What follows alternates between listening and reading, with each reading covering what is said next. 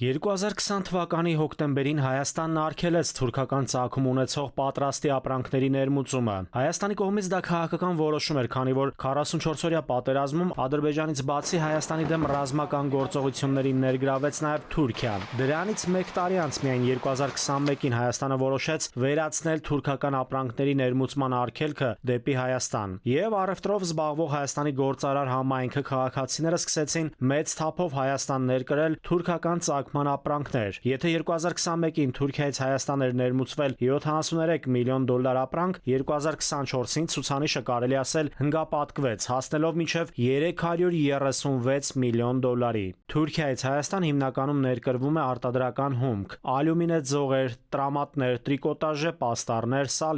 սալիկներ փայտանյութից, թուրքական հագուստ, տեխնիկա, ավտովառելիք, շինարարական ապրանքներ, սնունդ, գործվածքներ, լվացող եւ մաքրող միջոցներ։ Տնտեսական ոլորտի ներկայացուցիչները փաստում են, թուրքական ապրանքի մուտքը Հայաստան արգելելու համար պետք է զարկ տալ տեղական արդյունաբերությունը, եթե ոչ հզոր մասշտաբներով, ապա գոնե փոքր ձեռնարկություններով, թեթև արդյունաբերական ընկերություններով, այլապես թուրքական էժան երբեմն էլ անորակ ապրանքը կգրավի հայկական շուկան։ Թուրքական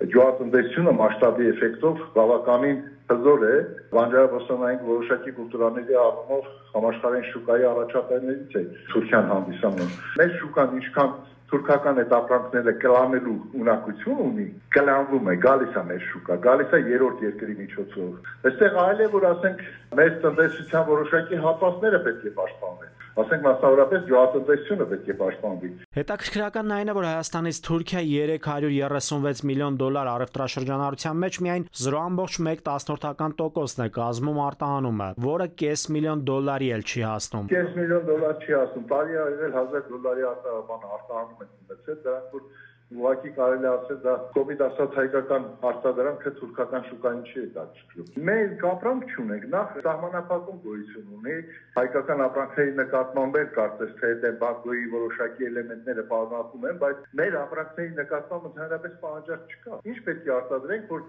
կարողանանք, ասենք, թուրքական շուկայում դա որպես պրոդուկտ ներկայացնել։ 2022 թվականին ռուս-ուկրաինական պատերազմի ֆոնին ոսկու մեծ ծավալներով արտադրանքը Հայաստանից Թուրքիա եւս հասավ։ Վիճակագրական կոմիտեի տվյալներն են փաստում, որ այդ տարի Հայաստանից Թուրքիա արտահանման ամենաբարձր ցուցանիշն է գրանցվել՝ 61 միլիոն դոլար։ Այդ ժամանակահատվածում Հայաստանից այդ երկիր վերարտանվում էր անմշակ ոսկի, թանկարժեք մետաղից պատրաստված իրեր։ Նաիրի Մուրադյան, ժամը լրատվական։